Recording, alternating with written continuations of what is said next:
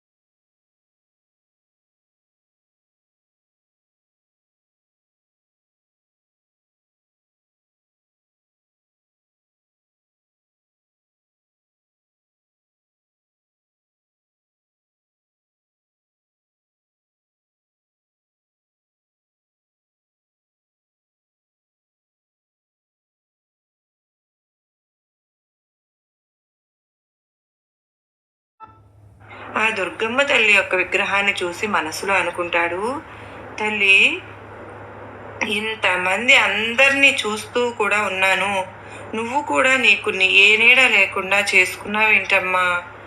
ఎండకి తడుస్తున్నావు, ఎండకి ఎండిపోతున్నావు, వానకి తడుస్తూ ఉన్నావు, చలికి నీకు చలి పెడుతుంది కదా తల్లి. అందరి కష్టాలను తీర్చి లోకానికి సైతం అమ్మగా మారిన అమ్మ ఇలా ఏ నీడ లేకుండా ఉండడం ఏంటి తల్లి అని చెప్పి మనసులో అనుకుని గబగబా అమ్మవారి యొక్క విగ్రహం దగ్గరికి సోమయ్య వెళ్తాడు. వెళ్ళి అమ్మవారి విగ్రహం దగ్గర ఉన్న ఆకులు అలములు అన్నింటినీ కూడా శుభ్రం చేసేస్తాడు సోమయ్య. శుభ్రం చేసి చక్కగా అమ్మవారికి ఆ పక్కనే ఉన్న చెరువు దగ్గర నుంచి నీళ్లు తీసుకుని వచ్చి అభిషేకాన్ని కూడా చేస్తాడు. అంతా దుమ్మంతా కూడా కొట్టుకుపోతుంది చక్కగా. ఇక తన యొక్క వ్యాపారం కోసం పసుపు కుంకుమను కూడా కొంచెం జోబులో పెట్టుకుంటాడు సోమయ్య. ఎప్పుడు కూడా ఆ పసుపును కుంకుమను అమ్మవారికి అలంకరిస్తూ ఉంటాడు సోమయ్య. అలంకరించిన తర్వాత, తల్లి ఎంత అందంగా ఉన్నావమ్మా, నీది ఎంత అందమైన రూపం, నిన్ను చూస్తే కడుపు నిండిపోతుంది అమ్మా. తల్లి, నేను నీకు ఎప్పుడైనా సరే ఒక గుడిని కట్టిస్తాను తల్లి, ఒక పందిరి వేస్తానమ్మా. అప్పుడు నువ్వు ఎండకు ఎండకుండా ఉంటావు, వానకు కూడా తడవకుండా ఉంటావు అని చెప్పి నాకు ఆ యొక్క శక్తిని ప్రసాదించు తల్లి అని చెప్పి అమ్మవారిని వేడుకుంటాడన్నమాట. ఇలా జరిగిన దగ్గర నుంచి సోమయ్య తన వ్యాపారం మొదలుపెట్టే రోజు, అంటే తన వ్యాపారం ఆ మూటను తీసుకుని ఊరు దాటే ప్రతిసారి కూడా అమ్మవారి దగ్గరకు వచ్చి కాసేపు కూర్చుని అమ్మతో మాట్లాడుకుని వెళ్తూ ఉంటాడన్నమాట. ఇలా తన దినచర్యగా మారిపోతుంది సోమయ్యకు. అయితే వర్షాకాలం వస్తుంది. వర్షాకాలం వచ్చిన తర్వాత ఉప్పు తీసుకురావడం కూడా కష్టమైపోతుంది. ఆ తెచ్చుకున్న ఉప్పుని కాస్త అమ్మడం కూడా కష్టమైపోతుంది అన్నమాట. అమ్మా, ఈ వర్షాకాలం అనేది నాకు అసలు రూపాయి కూడా ఆదాయం ఉండట్లేదు, పస్తులు కూడా ఉండాల్సి వస్తుంది. ఈ వర్షాకాలంలో ఈ నెలలో నా పెళ్ళాం బిడ్డలు 10 రోజులు ఏమి తినకుండా పడుకుంటున్నారమ్మా. ఈ వర్షాలు చూస్తేనేమో చాలా ఎక్కువగా కురుస్తున్నాయమ్మా. నాకు ఏమీ వద్దు, నాకు ఏ ఆస్తులు వద్దు తల్లి, ఏ అంతస్తులు కూడా వద్దు అమ్మా. నాకు కడుపుకు, నాకు తినడానికి, నా బిడ్డలు తినడానికి, నా భార్య తినడానికి ఇంత ముద్ద 3 పూట్ల దొరికితే చాలు తల్లి. నేను ఇంకా అంతకు మించి ఏది కూడా కోరుకోనమ్మా అని చెప్పి చెప్తాడు సోమయ్య అమ్మతోటి. అయితే ఆ రోజే చాలా బాగా వర్షం పడుతుంది. సోమయ్య అప్పటికే ఊర్లో నుంచి బయలుదేరిపోయాడు. ఆ వర్షానికి ఏ దిక్కు తోచక ఎటు వెళ్ళాలో అర్థం కాక ఆ ఉప్పు మూటను వేసుకుని పరుగును వెళ్తూ ఉంటే, ఈలోపే ఆ ఉప్పు అంతా కూడా నీళ్ళకి కరిగిపోయి కారిపోతుందన్నమాట. ఉప్పు బస్తా మొత్తం కూడా ఖాళీ అయిపోతుంది. గబగబా అమ్మ గుడికి, అమ్మ దగ్గరికి చేరుకుంటాడు సోమయ్య. అయితే సోమయ్య ఈ యొక్క ఉప్పు బస్తా అంతా కూడా తడిచిపోయిందమ్మా. దుర్గమ్మ, ఇక ఈరోజు నా పెళ్ళాం బిడ్డలు పస్తుతో ఉండాల్సిందే, పస్తుతో పడుకోవాల్సిందేనమ్మా. ఎందుకంటే ఉప్పు కరగకుండా ఉన్నట్లయితే కనీసం రేపైనా అమ్ముకునేవాడిని, కానీ ఈ ఉప్పు మొత్తం కూడా ఈ నీళ్లకు కరిగిపోయిందమ్మా. నేనేం చేయాలి తల్లి అని చెప్పి అనుకున్న సమయంలో అమ్మ దగ్గరికి ఎవరో కొంచెం అన్నం తీసుకుని వస్తారన్నమాట. ఇక అన్నం తీసుకుని వాళ్ళు దండం పెట్టుకుని వెళ్ళిపోతారు. అమ్మా, నా మొర ఆలకించావా అమ్మా? అమ్మా, ఈ అన్నంతో ఈరోజు నా పెళ్ళాం బిడ్డలకు అన్నం పెట్టుకుంటాను అని చెప్పి ఆ అన్నం తీసుకుని వెళ్ళిపోతాడు అన్నమాట సోమయ్య అక్కడి నుంచి. అయితే ఇది జరిగిన వారం రోజులకి ఇంకా బాగా కొండపోత వర్షం కురుస్తుంది. అయితే ఇక సోమయ్య చాలా బాధపడిపోతూ ఇంట్లో నుంచి బయటకు రాడు. ఇక కొంచెం వారం తర్వాత వాన అంతా కూడా సర్దుకి మనుగుతుంది కదా, అప్పుడు ఒకరోజు ఉప్పు తొందరగా అమ్ముడైపోతే నేను నీకు పాక వేయాలి అమ్మా అని నేను అనుకుంటున్నాను. ఈ రోజైనా సరే ఉప్పు తొందరగా అమ్ముడైపోయేటట్టు చూడు తల్లి అని చెప్పి సోమయ్య అక్కడి నుంచి అనుకుని ఆ ఉప్పు బస్తా తీసుకుని ఊర్లోకి బయలుదేరతాడు. అయితే సోమయ్య ఆ రోజు అనుకున్న ప్రకారమే ఉప్పు బస్తా 1 గంటలోనే అమ్ముడైపోతుంది. అప్పుడు ఇక అమ్ముడైపోయిన తర్వాత సోమయ్య చాలా సంతోషపడిపోతాడు. పరుగున అమ్మ దగ్గరకు వస్తాడనమాట. వచ్చి, అమ్మా, నీకు ఒక పాక వేసుకునే అదృష్టాన్ని, నీకు సేవ చేసుకునే అదృష్టాన్ని ఈరోజు నాకు ఇచ్చావా తల్లి? అమ్మా, ఈరోజు నేను నీకు పందిరి వేసే ఇంటికి వెళ్తాను అని చెప్పి పక్కన ఉన్న అడవిలోకి వెళ్ళి కర్రలు తాడులు అన్నీ తీసుకుని వచ్చి అమ్మ వానకు తడవకుండా ఎండకి ఎండకుండా ఒక చిన్న పందిరైతే వేస్తాడు సోమయ్య. ఇక ఆ పందిరిని చూసుకుని ఆ పందిట్లో అమ్మని చూసుకుని ఎంత సంబరపడిపోతాడో. అమ్మా దుర్గమ్మ, దుర్గమ్మ, చాలా చక్కగా ఈ పందిరి కుదిరింది, చాలా సంతోషంగా కూడా ఉందమ్మా. నిన్ను ఈ పందిరిలో చూసుకుంటూ ఉంటే ఇక నువ్వు వానకి తడవు, ఎండకి ఎండవు. అమ్మా అమ్మా, నన్ను చల్లగా చూసావు అంటే కనుక నేను నీకు గుడి కట్టించుకుంటానమ్మా అని చెప్పి దండం పెట్టుకుని వెళ్తాడు. ఇక అక్కడి నుంచి సోమయ్య ఆ వానాకాలం వెళ్ళిపోయిన తర్వాత తనకి చలికాలం మొదలవుతుంది కదా. కొంచెం అయ్యే రోజుకి ఉప్పు ఆ రోజు అమ్ముడైపోతూ వాళ్ళ కొంచెం కొంచెం ఒక ముద్ద అన్నం తింటూ ఎలాగో నెట్టుకొస్తూ ఉన్నాడనమాట కాపురాన్ని సోమయ్య. అయితే ఇక ఎండాకాలం కూడా వచ్చేసింది, కొంచెం పర్వాలేదు, మంచిగానే జరుగుతుంది సోమయ్యకి. అయితే మళ్ళీ వానాకాలం వస్తుందిగా, ఇక సంవత్సరం కూడా గడిచిపోతుంది. ఒకరోజు అమ్మ దగ్గర కూర్చుని ఉప్పు బస్తా తీసుకుని ఊర్లోకి అమ్మటానికి వెళ్తూ అమ్మ దగ్గర కూర్చుంటాడు. కాసేపు మాట్లాడదాము అని చెప్పి అనుకుంటాడు. అమ్మని చూస్తూ చూస్తూ సంవత్సరం వెళ్ళిపోయిందమ్మా, నీకు పందిరి వేసి నాకు కూడా అన్నీ చక్కగా ఉంటే నేను నీకు గుడి కూడా కడదాం అనుకున్నాను, కానీ వ్యాపారంలో ఏమీ మార్పు లేదు తల్లి. సరిగ్గా ఉప్పు అవటం లేదమ్మా. ఒకరోజు అమ్ముడైపోతే మరొక రోజు ఉప్పు అట్లాగే ఉంటుంది తల్లి. ఒకరోజు తింటున్నాము, ఒకరోజు పడుకుంటున్నాము. ఎంతో బాధగా ఉందమ్మా నా భార్య బిడ్డలను చూస్తూ ఉంటే. ఇటువంటి పనికిరాని భర్త దొరికాడే అని చెప్పి నా భార్య బాధపడుతుందేమో, నాకు కడుపు నిండా కూడా అన్నం పెట్టలేని తండ్రి ఒక తండ్రేనా అని చెప్పి నా బిడ్డలు బాధపడుతూ ఉంటారేమోనమ్మా. నాకు ఏ వరాలు వద్దు తల్లి, ఒక్క ముద్ద అన్నం దొరికేలా చూడమ్మా. 3 పూట్ల నా పెళ్ళాం బిడ్డలు కడుపు నింపే అవకాశం, ఆ అవకాశాన్ని ఇవ్వమ్మా అని చెప్పి అనుకుంటూ బయలుదేరతాడు. పెద్ద వర్షం వస్తుంది. ఆ వర్షానికి ఉప్పు అంతా కూడా కరిగిపోతుందన్నమాట.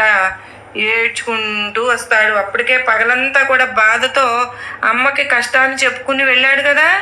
ఇక ఉప్పు కూడా కరిగిపోయేసరికి ఎంతగానో బాధపడిపోతాడు సోమయ్య. వెంటనే ఆ యొక్క అమ్మవారి పాక పక్కన ఉన్న పెద్ద చెట్టుకు ఉరి వేసుకుందాము, నా బతికేందుకు ఇంకా అని సోమయ్య అయితే ఇదంతా కూడా ఆ అమ్మ చూస్తూ ఉంటుంది. ఇక సోమయ్య ఉరి పెట్టుకునే సమయానికి ఏదో ఒక గొంతు, ఏంటి సోమయ్య తప్పు చేస్తున్నావు, నా మీద నమ్మకం లేదా నీకు, నువ్వు ప్రాణాన్ని తీసుకోబోతున్నావా ఏంటి అని చెప్పి ఒక్కసారిగా అని వినపడేసరికి సోమయ్య గుండె జల్లుమంటుందన్నమాట. పక్కకు తిరిగి చూస్తాడు. ఓ పెద్ద ముత్తైదువు ఎర్ర చీర కట్టుకుని పచ్చ జాకెట్ వేసుకుని పెద్ద కుంకుమ బొట్టు పెట్టుకుని చేతి నిండా గాజులు వేసుకుని ఒక మంచి అమ్మ రూపంలో కనిపిస్తుంది సోమయ్యకు. ఇక సోమయ్యకు అర్థమైపోతుంది, సాక్షాత్తు దుర్గమ్మ తల్లే నన్ను కాపాడడానికి వచ్చిందా అని చెప్పి వెంటనే తాడును తీసేసి కింద వేసేసి తన పాదాల మీద పడిపోతాడు. వచ్చి సోమయ్య వచ్చి అంటాడు, ఏడుస్తాడు, అమ్మా ఏం పాపం చేశానమ్మా నాకు తెలియట్లేదు, ఈ జన్మలో తినడానికి కూడా తిండి లేక ఇబ్బంది పడుతున్నామమ్మా, నాకు ఏమీ వద్దు తల్లి, నేను నగలు అడగటం లేదు, ధనం కోరుకోవడం లేదు, సొమ్ము అసలే కోరడం లేదు, ఆస్తులు కోరుకోవడం లేదమ్మా, 3 పూట్ల నేను నా కుటుంబం ఇంత ముద్ద అన్నం తింటే చాలు తల్లి, అది లేకనే వాళ్ళకి పెట్టలేకనే చనిపోవాలి అని అనుకుంటున్నానమ్మా, నాకు తెలిసిన విద్య ఉప్పు అమ్మడం, అందులో ఎటువంటి లాభమూ లేదు, ఇక నా భార్య బిడ్డలను ఎలా పోషించగలుగుతానమ్మా చెప్పు అమ్మా, చెప్పు అమ్మా, నువ్వు కూడా నన్ను కాపాడడం లేదుగా, అన్నీ బాగుంటే ఈ పాక వేసిన ప్లేస్లోనే నీకు ఒక గుడి కూడా కట్టిద్దాము అనుకున్నానమ్మా, కానీ నాకు ఆ అదృష్టం లేదు అని చెప్పి ఇప్పుడే తెలిసింది కనుకనే నా ప్రాణాలు వదులుకోవాలి అని అనుకుంటున్నాను తల్లి, తప్ప నేను చేసింది, అమ్మా నువ్వే చెప్పు అని ఎంతగానో బాధగా ఏడుస్తూ అడుగుతాడు సోమయ్య. అదంతా చూసిన అమ్మ, సోమయ్య బాధపడకు, ఎందుకంటే నేను నీకు ఇప్పుడు ఒక వరం ఇస్తాను, ఈ యొక్క వరం అనేది నువ్వు అందుకున్న తరువాత నీ కష్టాలు, బాధలు, కన్నీరు, నష్టాలు అన్నీ కూడా తుడిచిపెట్టుకుపోతాయి. అంత మాత్రమే కాదు, నువ్వు ఏ వరం అడిగినా సరే కూడా ఇవ్వడానికి నేను ఇప్పుడు సిద్ధంగా ఉన్నాను. కాకపోతే కూర్చుని తినే వరం కాకుండా నీకు పనికి వచ్చే వరాన్ని ఇద్దాం అనుకుంటున్నాను అన్నప్పుడు సోమయ్య అంటాడు దుర్గమ్మ అన్న మాటకి, దుర్గమ్మ అయితే అమ్మా నాకు ఏ వరాలు వద్దు తల్లి, ఏ వరాహాలు వద్దు. మాకు 3 పూట్ల ఇంత ముద్ద అన్నం దొరికితే చాలమ్మా. అమ్మా నేను ఇంతకు మించి ఇంకా ఏమీ అడగదలుచుకోలేదమ్మా. నేను ఏ పనైనా చేస్తాను, కష్టపడతానమ్మా, కష్టపడడానికి కూడా సిద్ధంగా ఉన్నాను. నాకు ఏదైనా సరే పని అయినా ఇప్పించమ్మా అని చెప్పి అడుగుతాడు సోమయ్య. దానికి అమ్మ నవ్వుకుంటుంది. ఒక చిన్న గంటను తీసి సోమయ్య చేతిలో పెడుతుంది. ఈ గంట చాలా మంచిది, అంటే చాలా శక్తివంతమైంది, దీనికి ఎంతో అద్భుతమైన శక్తి ఉంది. ఇప్పుడు నేను నీకు కనిపించి గంట ఇచ్చిన సంగతి నువ్వు నీ భార్య బిడ్డలకు కూడా చెప్పకూడదు, ఊర్లో ఎవరికీ చెప్పకూడదు. ఈ గంట వల్ల నీకు ఉపయోగం ఏంటో తెలుసా? ఈ గంటని నువ్వు మోగించిన తరువాత ఈ గంటలో నుంచి రోజుకి 5 వరహాలు వస్తాయి. ఈ 5 వరహాలతో నువ్వు చక్కగా కడుపు నిండా నీ భార్య బిడ్డలకు అన్నం పెట్టుకోవచ్చు. అంత మాత్రమే కాదు, కొంత దాచుకోవచ్చు, నీ అవసరాలకు ఉపయోగించుకోవచ్చు. ఇది రోజుకు ఒక్కసారి మాత్రమే మోగుతుంది. ఆ మోగిన సమయంలోనే 5 వరహాలు బయటకు వస్తాయి. ఇది నువ్వు కాకుండా ఇంకెవరు మోగించినా కూడా దీని యొక్క శక్తి పని చేయదు. అంత మాత్రమే కాదు, ఇది 2వసారి మోగించినా కూడా వరాహాలు రావు.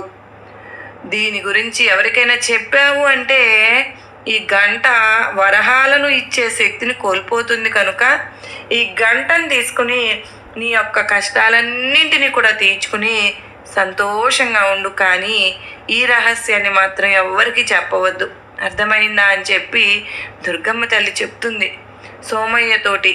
సోమయ్య అంటాడు, అమ్మా అర్థమైందమ్మా, నా కష్టాలు తీరే రోజు వచ్చేసింది, నా కన్నీరు తుడిచే రోజు వచ్చింది తల్లి. నేను నీకు తప్పకుండా గుడి కట్టించుకుంటానమ్మా. నా కష్టం తీర్చావు తల్లి, నాకు 4 వేళ్ళు చేతి నోట్లోకి పోయేలాగా చేశావు, నా బిడ్డలు సంతోషంగా ఉండేలాగా చూస్తున్నావమ్మా, ఇది చాలమ్మా నాకు ఈ జన్మకు అని చెప్పి సోమయ్య గంటను తీసుకుని ఆ సంతోషంలో అసలు అతిపెద్ద వర్షంలో కూడా చాలా ఆనందంగా ఇంటికి బయలుదేరుతాడు. అమ్మా అప్పుడే అదృష్టం అయిపోయింది అన్నమాట. ఇక గంటను ఇంటికి వెళ్ళి ఒక్కసారి అలా కొడతాడు. కొట్టిన తర్వాత 5 వరహాలు బయటకు వస్తాయి. ఇక వరహాలతోటి ఇంటికి కావలసినవన్నీ కూడా తీసుకుని వెళ్తాడు సోమయ్య. ఇక సోమయ్య అలా తీసుకువచ్చిన తరువాత భార్య బిడ్డలు సంతోషంగా రోజులు చక్కగా భోజనాలు శుభ్రంగా తినటం, పడుకుంటున్నారు. ఇలా గంట దొరికిన తరువాత అంటే అమ్మవారు సోమయ్యకు గంట ఇచ్చిన తరువాత చాలా సంతోషపడిపోయి చాలా ఆనందంగా తన ఈ కుటుంబాన్ని చూసుకుంటూ ఉన్నాడు సోమయ్య. ఈ ఆనందంలో రోజు డబ్బులు వస్తున్నాయి కదా అన్న ఇదిలో సోమయ్య ఏ రోజు కూడా తన కష్టాన్ని కానీ తన పనిని కానీ చేయడం అనేది మానుకోలేదు. పనికి పనే చేసుకుంటూ ఉన్నాడు. 5 వరహాలు గంట ద్వారా రోజు తీసుకుంటూనే ఉన్నాడు.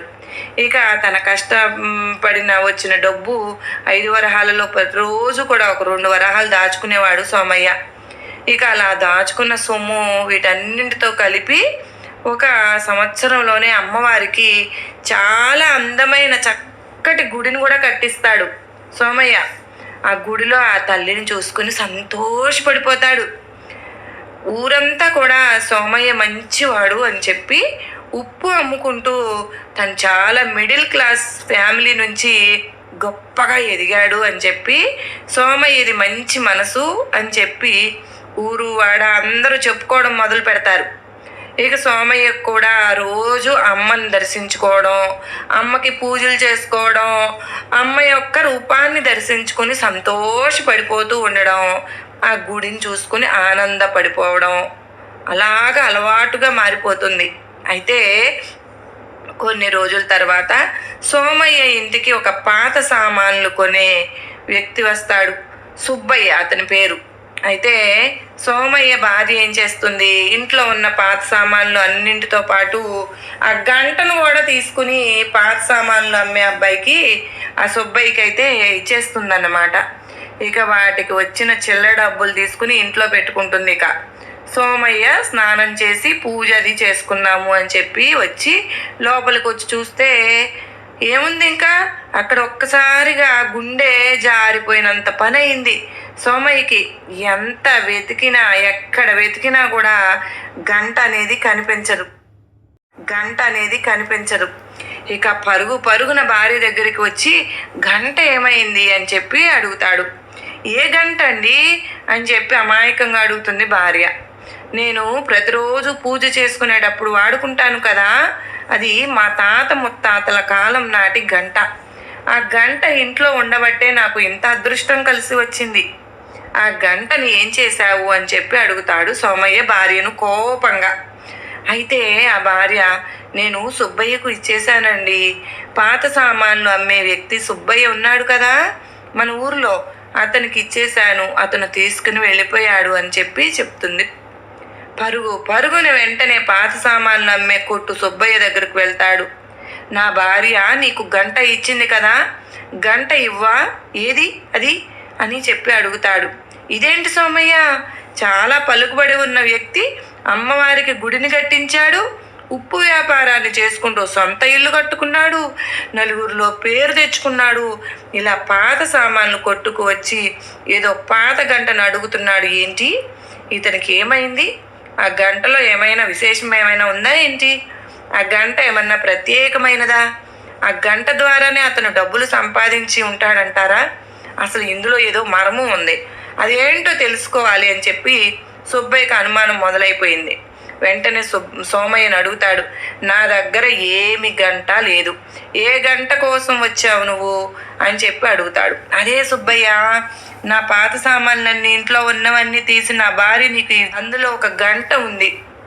ఆ గంట మా తాత ముత్తాతల కాలం నుంచి ఆ గంట నేను ఈ రోజుకు కూడా పూజ చేసుకునేటప్పుడు అదే గంటను వాడుకుంటూ ఉంటాను. మరి ఈ గంట నీకు ఇచ్చేస్తేనే ఎలా సుబ్బయ్య, ఇవ్వు సుబ్బయ్య అని చెప్పి అడుగుతాడు. అతని దగ్గర ఆ గంట ఉంది, కానీ అతను ఇవ్వడానికి ఇష్టపడటం లేదు. ఎందుకంటే ఆ గంటలో ఏదో మర్మం ఉంది, అది తెలుసుకోవాలి అని అనుకుంటున్నాడు సుబ్బయ్య.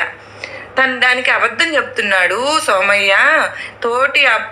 అప్పుడు సోమయ్యతో అంటాడు, నేను నీకు 1000 వరహాలు ఇస్తాను, ఆ గంటను మాత్రం ఇవ్వు అంటే సుబ్బయ్య అంటాడు, ఎందుకు ఆ గంటకు అంత ప్రత్యేకంగా ఇస్తానంటున్నావు? నేను ఒకవేళ పాత సామాన్లతో పాటు దాన్ని కరిగించేశానేమో, ఆ గంటలో ఏం విశేషం ఉంది చెప్పు, నేను వెతుకుతాను అని చెప్పి అంటాడు సుబ్బయ్య.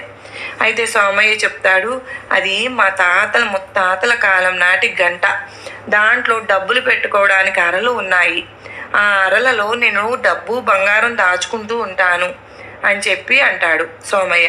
అప్పుడు సుబ్బయ్య, ఏంటి గంటలో అరలు ఉన్నాయా, అరల్లో డబ్బులు బంగారం ఉన్నాయా అని చెప్పి అనుకుని, సరే సోమయ్య, ఈ రోజంతా వెతుకుతాను, నేను వెతికి ఉంటే కనుక దొరికితే అది రేపు నీకు ఇస్తాను, ఒకవేళ గంట లేకపోతే నేను ఏమీ చేయలేను, ఒకవేళ ఉంటే కనుక నువ్వు నాకు రేపు 1000 వరహాలు ఇవ్వాలి, అది కూడా 10 మంది పెద్ద మనుషుల మధ్యలో ఇవ్వాలి అని చెప్పి అంటాడు సుబ్బయ్య. దానికి ఒప్పుకుంటాడు సోమయ్య. ఇక సోమయ్య వెళ్ళిపోయిన తర్వాత సుబ్బయ్య గంటను తీసుకుని దాన్ని పైకి కిందకి తిప్పి, అటు తిప్పి ఇటు తిరగేసి, అందులో ఏ గదులు లేవు కదా. ఎందుకు సోమయ్యకి ఏమైనా పిచ్చి పట్టిందా ఏంటి? ఈ పాత గంట కోసం గదులు ఉన్నాయంటాడు, డబ్బులు ఉన్నాయంటాడు. ఏమైంది సోమయ్యకి? ఏది ఏమైనా సరే కానీ నాకు రేపు 1000 వరహాలు వస్తున్నాయి కదా, ఈ గంట ఏంటో ఇచ్చేస్తే పోలా అని చెప్పి అనుకుంటాడు. ఇక పెద్ద మనుషులందరినీ కూడా పిలిపిస్తాడు. తెల్లారిపోయిన తర్వాత సోమయ్య సుబ్బయ్య అని పిలుస్తారు. 1000 వరహాలు తీసుకుని వస్తాడు సోమయ్య కూడా. ఆ గంట లోపల ఏదో గదులు ఉన్నాయని చెప్పావు కదా, ఆ గదుల్లో డబ్బు ఉంటుందని చెప్పావు కదా, అందులో ఏ గదులు లేవు, సరే ఉంటే ఆ పెద్ద మనుషులు ఎదురుగా నువ్వు గంటలో నుంచి డబ్బుల్ని తీయి అని చెప్పి అంటాడు సుబ్బయ్య. దానికి సోమయ్య వెంటనే ఆ గంటను తీసుకుని ఆ గంటను ఒక్కసారి మోగిస్తాడు. అందులో నుంచి 5 వరహాలు బయటకు వస్తాయి. అయితే ఇక సుబ్బయ్య అది చూసి ఆశ్చర్యపోతాడు. నేను ఇందాక కింద మీద తిప్పి చూశాను, ఏ డబ్బు నాకు కనిపించలేదు, ఇప్పుడు సోమయ్య అలా అనగానే ఎలా వచ్చేశాయి? సరే సరే సుబ్బయ్య, సరే సోమయ్య, నీకైతే నీ వరహాలు వచ్చాయి, అవి చూపించేశావు, మరి నాకు రావాల్సిన 1000 వరహాలు ఇవ్వు అని చెప్పి అడుగుతాడు సుబ్బయ్య. అయితే సరేనని చెప్పి 1000 వరహాలు తీసి సుబ్బయ్య చేతిలో పెడతాడు సోమయ్య. అయితే సోమయ్య మంచితనాన్ని చూసి సుబ్బయ్య చాలా ఆశ్చర్యపోతాడు. నాకు నువ్వు 1000 వరహాలు ఇచ్చావు కదా, నువ్వు దుర్గమ్మకు గుడిని కూడా కట్టించావు, ఇందులో నుంచి 500 వరహాలు తీసుకుని ఆ గుడిలో, అమ్మవారి గుడిలో అన్నదానానికి వాడు అని చెప్పి సుబ్బయ్య ఇస్తాడన్నమాట సోమయ్యకు. చాలా సంతోషం కలుగుతుంది. అమ్మవారికి అన్నదానం తన చేతుల మీదుగా చేయించడానికి మరొక అదృష్టాన్ని ఆ తల్లి ఇచ్చింది అని చెప్పి తన దగ్గర ఉన్న డబ్బన్నిటిని కూడా పోగు చేసుకుని ఆ రోజు గుడిలో ఊరంతా అన్నదానాన్ని పెడతాడు సోమయ్య. ఇక అమ్మ దగ్గర కూర్చుని, అమ్మ, చావబోతున్న నన్ను బ్రతికించావు, కడుపు నిండా అన్నం పెట్టావమ్మా, అంటే ఊరంతా పెట్టే అదృష్టాన్ని కూడా నాకు ఇచ్చావు తల్లి. గుడి కట్టాలి అని ఉంది అంటే గుడి కట్టే అంత స్తోమతను కూడా ఇచ్చావు అమ్మా. అంతకంటే ఈ సోమయ్యకి ఏం కావాలి తల్లి? నేను నీకు రుణపడి ఉంటానమ్మా అని చెప్పి కన్నీరు పెట్టుకుంటాడు అమ్మవారి దగ్గర కూర్చుని. అయితే ఇక్కడితో కథ అనేది ముగిసిందండి. ఈ కథ నుంచి సాయినాథుడు మనకి ఏం చెప్పాలి అని అనుకుంటున్నారు అంటే గనక, అమ్మ, అక్కడ దుర్గమ్మ అయినా, సాయినాథుడైనా, ఆ పరమేశ్వరుడైనా, మరి ఏ దేవుడైనా సరే కానీ నిర్మలమైన మనస్సుతో పూజించే ఏ భక్తునికైనా సరే కానీ తప్పకుండా వరమిస్తాడు. ఏ కుళ్ళు, కుతంత్రాలు, కుట్రలు, రాజకీయాలు చేసేవారికి, ఎదుటివారు నాశనం అయిపోతూ ఉంటే చూసి సంతోషపడేవారికి ఏ భగవంతుడు అండగా ఉండడు. తల్లి, మనిషికి ఎప్పుడు కూడా స్వచ్ఛమైన నిర్మలమైన మనసు ఉండాలి. అప్పుడే ఆ మనిషి సంతోషంగా జీవితంలో ముందుకు వెళ్తాడు అని చెప్పి, బిడ్డా, ఈ కథ నువ్వు విన్న 24 గంటల్లోపే ఎవరైనా సరే కానీ శుభవార్తను వినే తీరతారు. ఇది అక్షర సత్యం. బిడ్డా, నీ మనసులో ఏ కోరిక ఉందో ఆ కోరికను చెప్పుకో. కథ విన్న తరువాత అది 24 గంటలలోపే నీకు తీరుతుందమ్మా. నీ మనసును స్వచ్ఛంగా ఉంచుకో, నీకు అంతా మంచి జరుగుతుంది తల్లి అని చెప్పి సాయినాథుడు మనకు చాలా అత్యద్భుతమైనటువంటి సందేశాన్ని అందించారు కదా ఫ్రెండ్స్. ఈరోజు మరి ఈ సందేశం మీ అందరికీ కూడా నచ్చింది కదూ? నచ్చింది, గొప్ప నమ్మకాన్ని, ధైర్యాన్ని కలిగించింది అని అనుకుంటున్నాను. నచ్చింది అనుకున్న వారు ప్రతి ఒక్కరూ కూడా ఈ వీడియోకు చిన్న లైక్ అయితే ఇచ్చి మరి నాకు సపోర్ట్ అవుతారని నేను మీ నుంచి ఆశిస్తున్నాను. మరలా మరో చక్కని అమ్మవారి సాయినాథుని సందేశంతో మరలా మీ అందరితోనూ కలుస్తానండి. అంతవరకు అమ్మవారి కృపా కరుణా కటాక్షములు, ఆ సాయినాథుని ఆశీస్సులు మనందరిపైన నిండుగా మెండుగా ఉండాలి అని మనస్ఫూర్తిగా కోరుకుంటూ, ఓం సాయిరాం, శ్రీమాత్రే నమః. సర్వే జనా సుఖినో భవంతు, లోకా సమస్త సుఖినో భవంతు. శ్రీమాత్రే నమః. ఓం సాయిరాం.